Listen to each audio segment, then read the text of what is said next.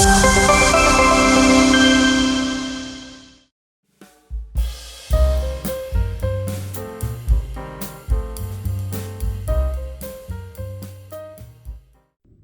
it comes to examining pre-exilic events, the Bible remains our most important source of information.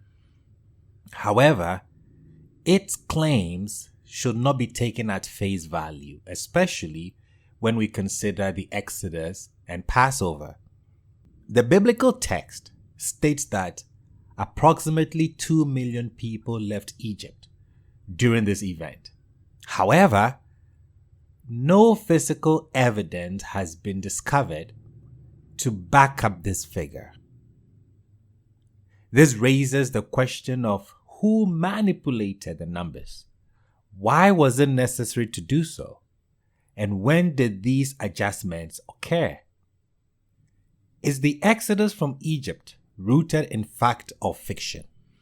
Which persons or events shaped the narrative that we know today? Before we can discuss the pre-exilic Passover, it is essential to investigate this contentious question of whether or not the Exodus from Egypt was a true event.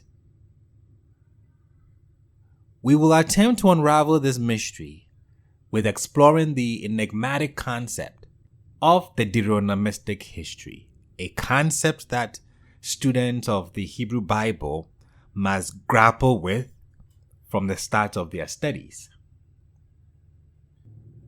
We'll start with the book of Deuteronomy. What do we know so far? The book of Deuteronomy marks the end of the Torah, also known as the Pentateuch. It concludes with the account of Moshe's passing in chapter 34, which serves as a fitting conclusion to the first part of the Hebrew Bible.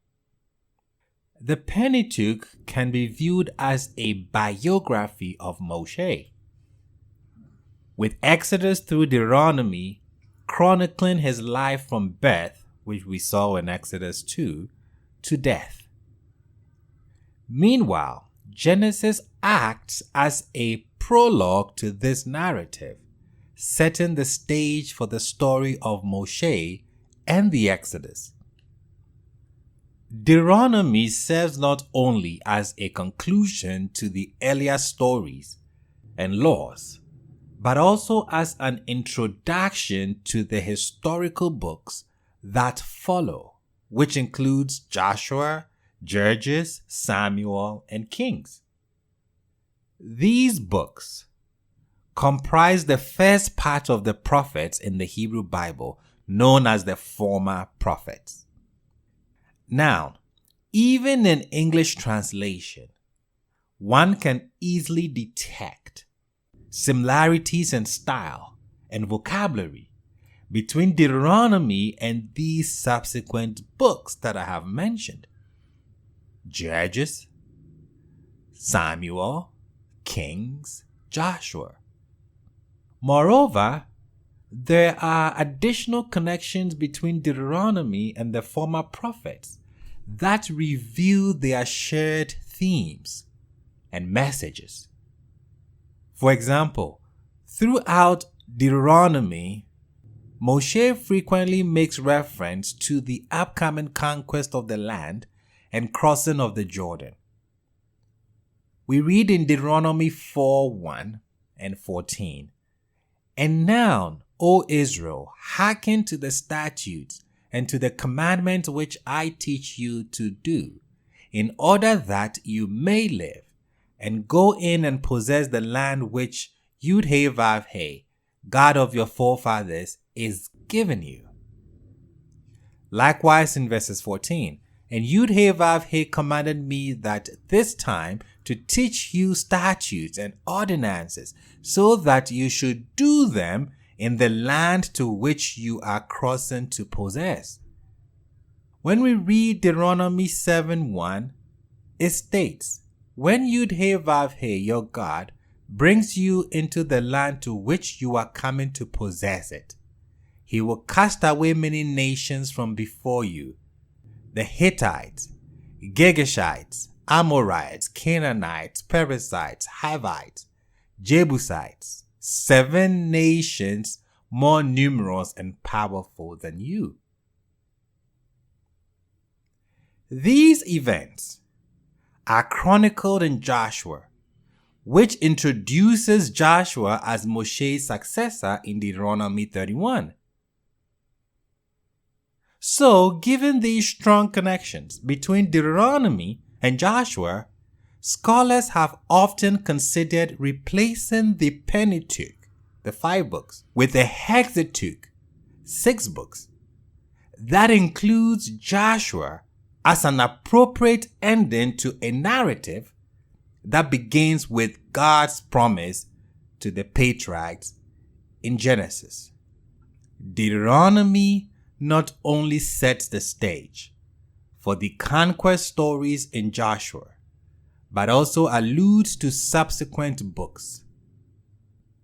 For instance, Deuteronomy 6:12-15 includes an exhortation against worshipping other deities.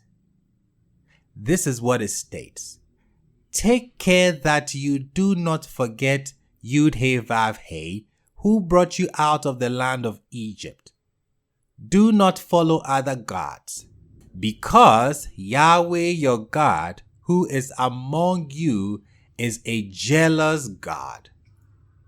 The anger of Yud-Heh-Vav-Heh your God will be kindled against you, and he will destroy you from the face of the earth."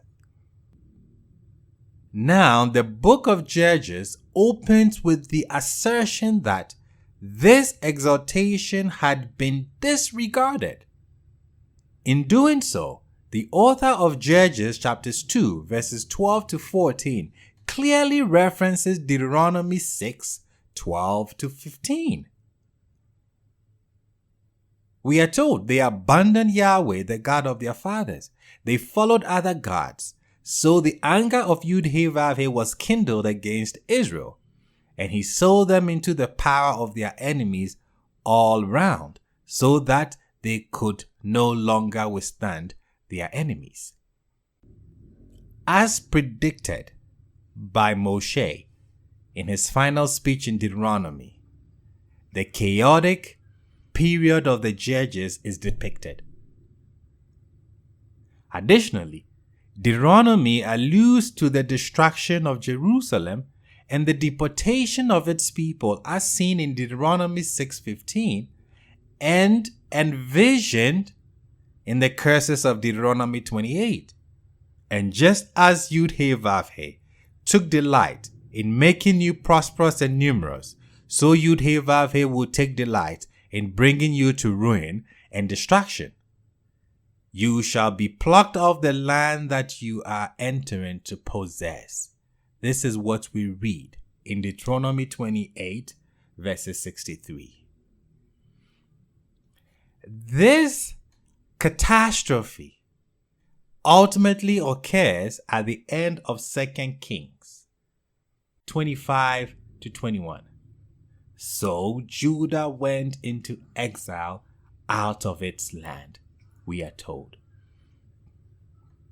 The stylistic, lexical, thematic similarities among Deuteronomy, Joshua, Judges, Samuel, and Kings, as I've given examples too, have led some scholars to propose that these books, one, constituted a deuteronomistic history, an enigmatic concept, as I said at the beginning of my submission, that the deuteronomistic history is an enigmatic concept that confronts students of the Hebrew Bible from their earliest studies. We would have to do same to be able to decipher the mystery of the Exodus. Then we can tackle Passover And then we can even start talking about pre-exilic customs. Stay tuned.